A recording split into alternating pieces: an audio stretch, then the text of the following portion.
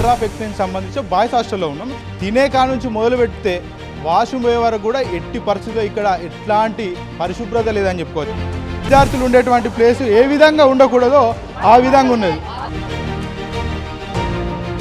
ఇక్కడ చూడొచ్చు, ఇక ఈ వాష్రూమ్ అంటే ఇది వాష్రూమ్ కూడా మొత్తం కూడా కంప్లీట్గా నిండిపోయినాయి.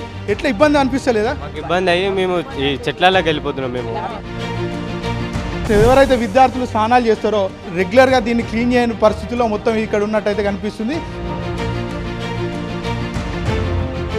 విద్యార్థులు చదువుకునేటువంటి ప్రదేశంలో వాటర్ స్టోరేజ్ ఏ విధంగా ఉంది, ఎట్లా వాటర్ కారుతున్నాయి, ఏ విధంగా గురుకులాలను అభివృద్ధి చేస్తున్నారు అనేది ఇది ఒక నిలువుటాతంగా చెప్పుకోవచ్చు.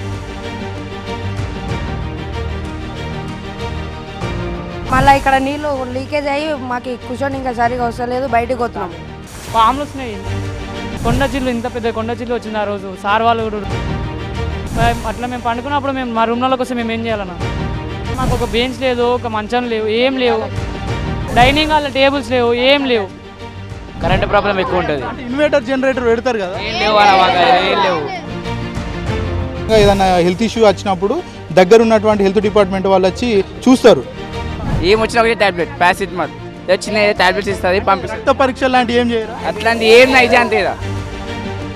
రూమ్లో మేము వచ్చినప్పుడు మొత్తం కూడా ఈగలు ఉన్నాయి రూమ్లో. ఎందుకు రూమ్లో ఈగలు ఉన్నాయి మరి కడుగుతలేరా? ఊడ్చే వాళ్ళు లేరు, క్లీనింగ్ చేసే వాళ్ళు లేరు సార్, మొత్తం మేమే చేసుకుంటాం. గురుకులాల్లో మంచి వసతి తీస్తున్నాం, వాళ్ళకి మంచి నాణ్యమైన భోజనం పెడతామంటున్నారు. లేదు సార్,